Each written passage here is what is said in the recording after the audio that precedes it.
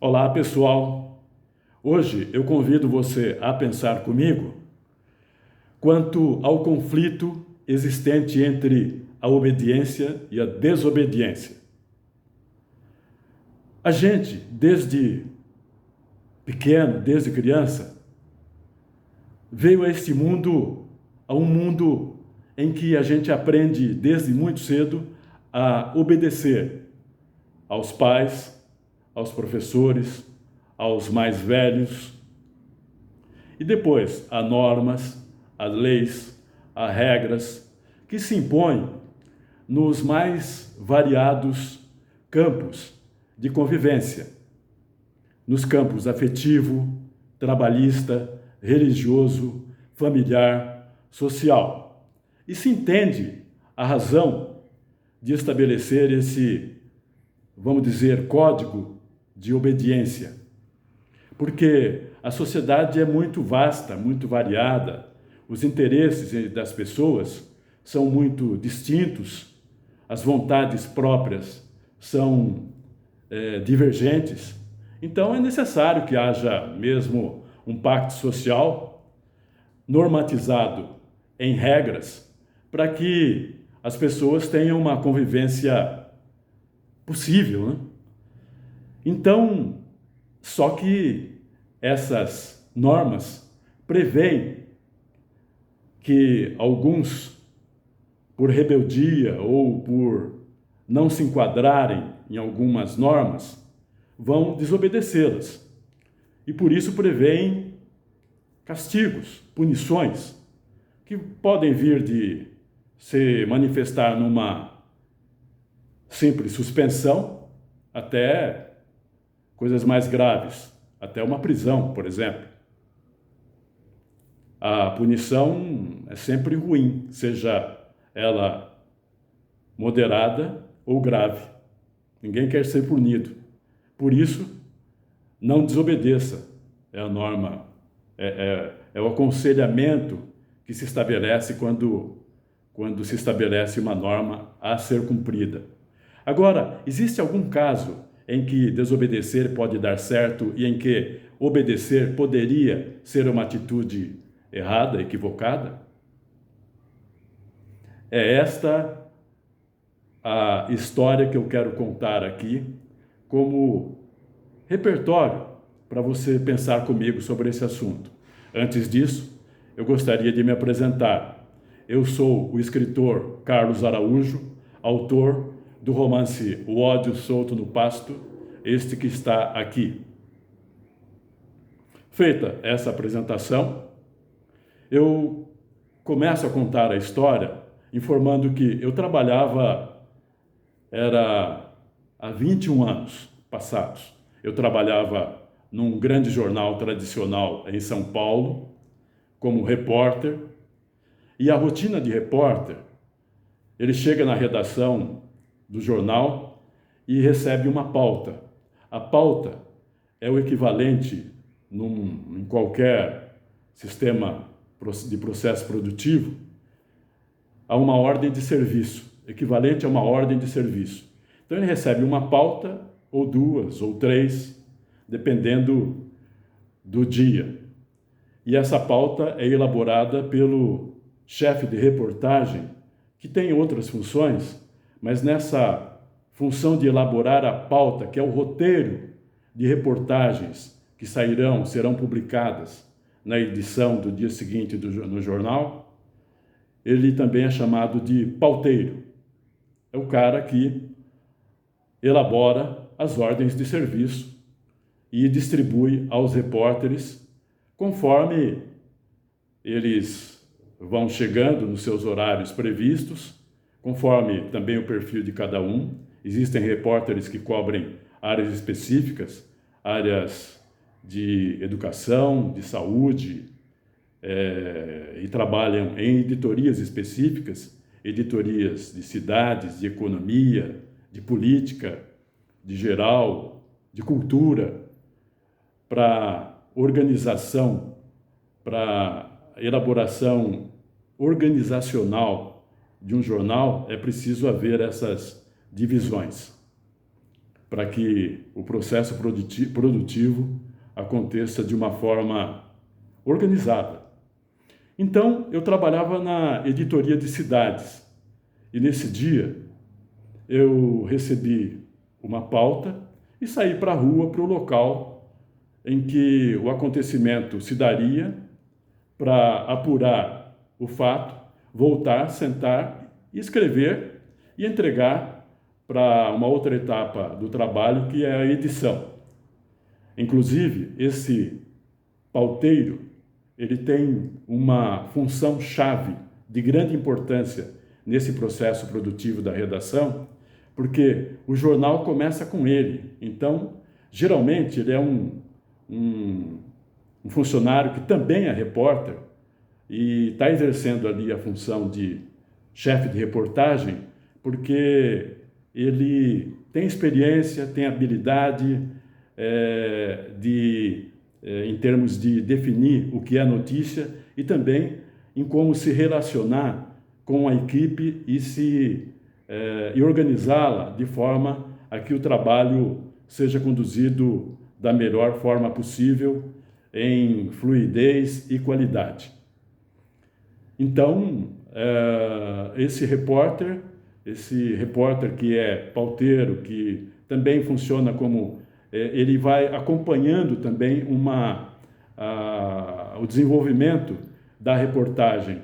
O repórter sai para a rua, faz a cobertura e dá retorno para ele, para que ele saiba o que está acontecendo e o que pode resultar aquela cobertura, para que em algum determinado momento do dia ele se reúna com uma outra equipe, que é a equipe de edição, e transfira a essa equipe o resultado desses trabalhos dos repórteres, que ele precisa passar para a edição esse resultado para que a edição conduza a outra etapa do processo produtivo do jornal, que é publicar as notícias. Este pauteiro me passou essa pauta, o chefe de reportagem, e eu fui para a rua para realizar a cobertura prevista. No meio da cobertura, que a equipe é composta do repórter, que era eu, um fotógrafo, um fotojornalista e um motorista. E no caminho, a gente vai ouvindo, sintonizado, na época, a gente se sintonizava muito emissoras de rádio. E, de repente, uma das pautas que eu tinha era saber como aconteceu, como se deu a movimentação da inauguração da pista sul da rodovia dos imigrantes. Ela acabava de entrar em funcionamento, era uma grande obra de engenharia e ia melhorar o fluxo de trânsito entre a capital e a Baixada Santista. E esse era o primeiro dia de funcionamento, de abertura aos veículos desta pista sul da rodovia dos imigrantes. A ideia do chefe era que eu fosse até o pedágio, que fica ainda na região do Planalto, e regressasse dali, porque se eu passasse o pedágio, se eu ultrapassasse o pedágio, eu teria que descer lá na Baixada para fazer o retorno, porque não tinha retorno ali próximo, na região do Planalto ainda. E descer lá na Baixada, isso implica em tempo, demora mais, e demorando, eu complicaria o planejamento de trabalho do chefe, porque ele contava comigo, porque eu tinha outra pauta para ser trabalhada dentro da redação, pauta que a gente faz sem precisar ir para a rua. Às vezes, um telefone, hoje existem outros instrumentos, com redes sociais, outros instrumentos que ajudam o repórter na apuração dos fatos. Mas, na época, era principalmente telefone e e-mails também. Então, eu precisava voltar para a redação para fazer outro trabalho, cumprir outra pauta. E nisso, enquanto nós caminhávamos no trânsito, caminhávamos não, estávamos de carro, então enquanto nós trafegávamos no trânsito em direção à rodovia dos imigrantes, para cumprir essa pauta, eu ouvi no rádio que pessoas na pista sul, que era o objeto do nosso foco de atenção, da nossa cobertura, pessoas estavam no meio da avenida parando os carros para sentirem o ambiente da avenida, da pista nova, era uma novidade. Então, as pessoas, os carros estavam parando e havia uma sequência de muitos carros parados e muita gente olhando a serra como que usando a pista como um mirante para contemplar a serra e todo aquele ambiente bonito da serra, as nuvens, o céu, a pista, um monte de gente, um monte de carros. E nisto, como eu disse, em meio à cobertura, a gente se reporta também ao chefe de reportagem, informando quando a gente percebe que há necessidade de uma mudança de rumos. Eu liguei para o chefe de reportagem, repito, o também pauteiro, informando, descrevendo esse cenário, e esse cenário era no meio da serra, do mar. Isto exigia que eu fosse até lá, e para ir até lá eu teria que transpor o pedágio que não estava previsto, porque eu teria que voltar mais rápido para a redação. Contei para ele, descrevi o cenário que eu tinha visto ouvido, né, numa emissora de rádio, e sugeri que seria necessário que a equipe, eu, o fotógrafo e o motorista, a gente se deslocasse até esse lugar em que havia esse cenário, porque pela descrição ia ser legal para ilustrar a matéria. Não ia ficar só naquele convencional de mostrar o número de veículos recebidos no primeiro dia. Transitaram tantos veículos na pista sul no dia de inauguração dela. E o chefe discordou. Ele falou que não vai não, porque você precisa voltar, que aqui tem outras pautas para você fazer. E eu falei, não, eu acho que... Eu discordei dele também. Falei, não, mas argumentando, né? Eu acho que é preciso ir lá, porque lá tem uma foto, a gente vai conseguir uma foto legal lá, para ilustrar a matéria. E ele voltou a discordar, dizendo que não. Eu voltei a discordar dele, afirmando que era necessário ir até a pista sul, e nisso isso gerou um impasse, do repórter, o subordinado, com o chefe de reportagem. E eu comentei com a equipe o que nós fazemos agora, o que a gente faz, e eu lembro que a decisão ficou comigo. A decisão ficou comigo. E agora? O que eu faço? Eu avisei o repórter que eu ia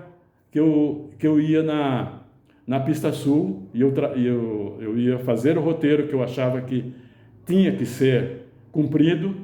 Eu ia além do pedágio, eu ia nesse local da pista sul, eu precisava dessa foto para fazer uma matéria legal do jeito que eu achava que ela tinha que ser feita.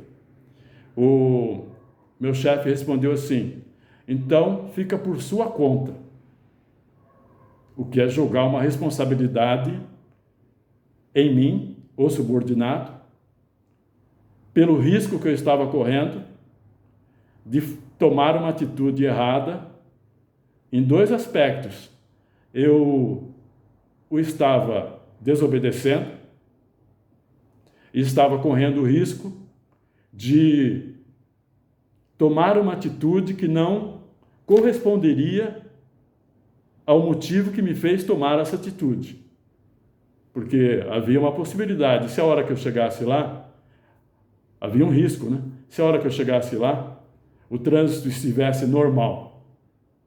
Ou seja, aquelas pessoas que tinham parado para contemplar a serra e isso proporcionava uma foto muito boa, não estivessem mais, o trânsito tivesse sido retomado e a minha desobediência, nesse caso, seria inútil e eu ficaria com o prejuízo de sofrer alguma consequência por conta da minha desobediência. Mas mesmo assim eu fui. E chegando lá deu tudo certo. Os carros havia muitos carros parados, pessoas, motoristas e passageiros, todos fora dos carros, andando para lá e para cá, como se fosse uma festa não combinada de contemplação da natureza.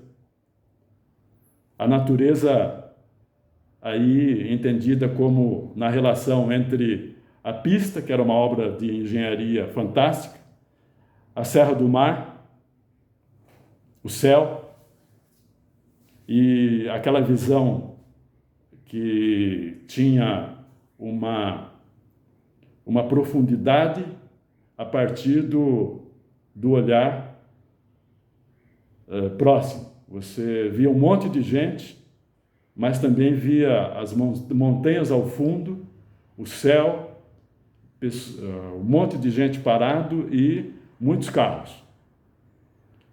Ficamos, naquele momento, eu, o fotógrafo e o motorista, nós vibramos, ou seja, conseguimos a foto que nós precisávamos. E claro que além da foto, eu conversei com as pessoas também, elas maravilhadas com que aquele mirante improvisado da pista permitia aquela contemplação e eu tinha certeza que, como texto também, eu iria além do convencional de dizer que tantos carros passaram na pista no primeiro dia de funcionamento dela. Aí, feito foi com uma reação, foi de comemoração mesmo, nossa. Aí, voltamos, claro, tendo que descer até a Baixada e no complexo viário lá embaixo, voltamos e quando cheguei à redação, meu chefe olhou para mim, não disse nada. Ele olhou com aquele olhar de censura, não precisava dizer nada também, né? O olhar dele já era a expressão de uma repreensão. Sim. E aí eu sentei, escrevi a matéria, entreguei para a edição, como era previsto. Lembro que tinha uma outra matéria também, que antes dessa eu tinha levantado e escrito e foi assim.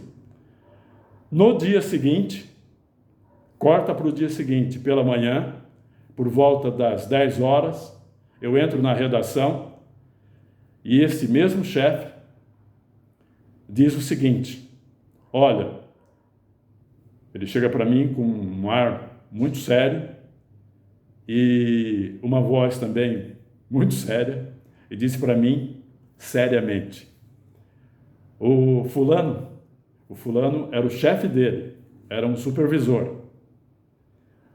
Ele fazia a supervisão de editorias em São Paulo, em Brasília e no Rio de Janeiro. Havia uma reunião conjunta para definir os rumos do jornal a cada dia, né? Os rumos do trabalho, e este supervisor coordenava esse trabalho. Era uma pessoa hierarquicamente bem situada, vamos dizer assim. E todo mundo o respeitava, era um grande profissional. E aí eu, claro que sem pensar, sem que o chefe de reportagem, o pauteiro, precisasse dizer, era óbvio que o chefe disse, esse supervisor, o chefe disse que queria falar comigo e que eu fosse até a sala dele. E era óbvio que isso tinha a ver com a minha desobediência do dia anterior. Olha, Araújo, ele falou assim: o fulano quer falar com você. Eu parei, pensei, falei, vamos lá, né? Vamos lá.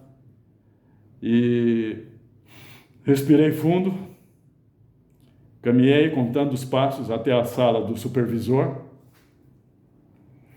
E quando vejo o supervisor,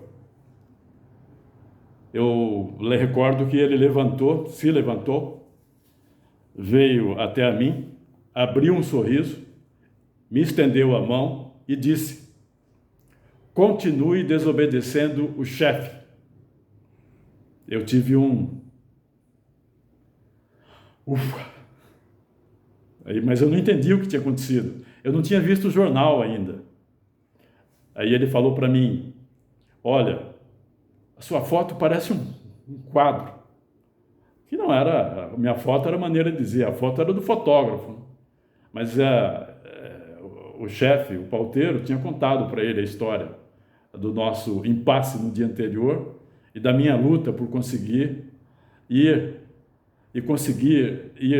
no local da pista sul e ter conseguido aquela foto. A fala dele, continue desobedecendo o chefe, eu lembro até hoje. E isso ficou como uma lição para mim, de que existe alguns casos em que desobedecer pode dar certo e em que obedecer pode dar errado. Se eu tivesse obedecido e não ido até o local da pista sul, eu teria obtido uma foto comum da rodovia ali no Planalto para ilustrar uma matéria comum, convencional, uma matéria de rotina. Agora, a euforia do chefe, ela tinha dois aspectos. A foto foi publicada em tamanho grande na capa do jornal. Parecia um quadro, de tão bonita que era. E este era o diferencial em comparação com o outro concorrente deste jornal, onde eu trabalhava, que tinha feito exatamente a matéria convencional que eu poderia ter feito se não desobedecesse o chefe. O concorrente, o jornal concorrente, publicou uma foto comum da rodovia dos imigrantes com o informe, um texto pequeno, dizendo que tantos veículos passaram na pista sul no primeiro dia de funcionamento. E a foto do jornal em que eu trabalhava era a principal foto da capa e o texto também era diferenciado. Isso me faz crer que algumas vezes desobedecer pode dar certo. É um risco calculado. E você tem que ter consciência do que está fazendo. E mesmo correndo o risco de dar errado e de sofrer consequências como punição, há momentos em que desobedecer vale muito a pena. Se você acompanhou essa história aqui até aqui, eu peço que você, por favor, se inscreva nesse canal, compartilhe, dê o seu joinha, pode comentar também, pode me criticar, eu sou muito aberto a críticas, e pode criticar, inclusive, essa atitude minha de desobedecer o chefe. E eu tenho outras desobediências. Outro dia eu conto uma outra história.